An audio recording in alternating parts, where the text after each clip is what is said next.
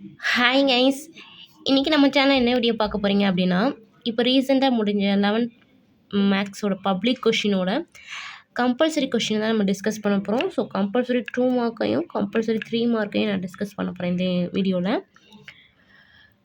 So இப்போ முடிஞ்ச public கொஷினோட கம்பல்சரி கொஷினோட 2 மார்க் கொஷின் ஃபஸ்ட் பாருங்கள். Question number 30. What is the unit digit of the sum 3 factorial plus 4 factorial plus etcetera up to 20 factorial? So question பார்த்தீங்கன்னா ஒரு factorial ஒரு addition கொடுத்துருக்காங்க.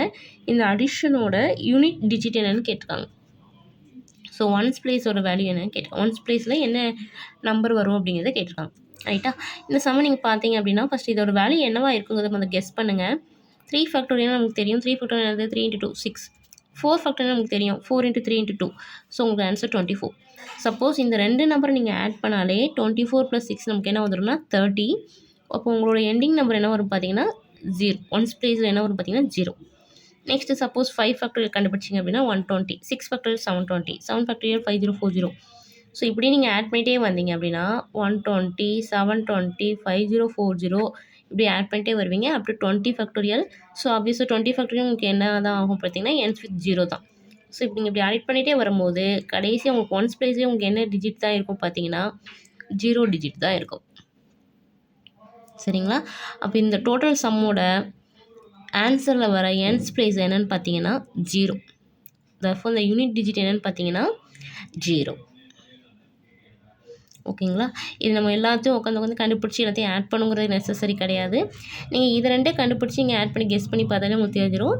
நமக்கு இன்னொரு ரிசல்ட் கூட இருக்குது. n factorial where n is greater than equal to 5. greater than equal to 5 இல்லை 5க்கு மேலே இருக்கிற எந்த ஒரு ஃபேக்டோரியல் நம்ம ஆட் பண்ணாலும் நமக்கு என்ன தான் வரும் பார்த்தீங்கன்னா 0 தான் வரும். அந்த ரிசல்ட் ஒன்று இருக்குது. நம்ம அந்த ரிசல்ட்டை நம்ம யூஸ் பண்ணிக்கலாம். இல்லை நீங்கள் டேரெக்டாக வேல்யூ கண்டுபிடிச்சி நீங்கள் ஆட் பண்ணி பார்த்தா கூட உங்களுக்கு எண்டிங் நம்பர் என்ன தான் வரும் பார்த்தீங்கன்னா 0 தான் வரும். நெக்ஸ்ட் நம்ம 3 மார்க் போகலாம். 40 question number 40 3 mark question. Very simple question. If y = cos inverse of 2 cos squared x minus 1 இருந்துச்சுன்னா fine dy/dx. So y function கொடுத்துருக்காங்க, டிஃப்ரென்ஷியேஷன் ஃபங்க்ஷன் கேட்டிருக்காங்க. சரிங்களா? இப்போ இதை டிஃப்ரென்ஷியேட் பண்ணோம். இது வெளியே பார்த்தீங்கன்னா காஸ் இன்வெர்ஸ் இருக்குது.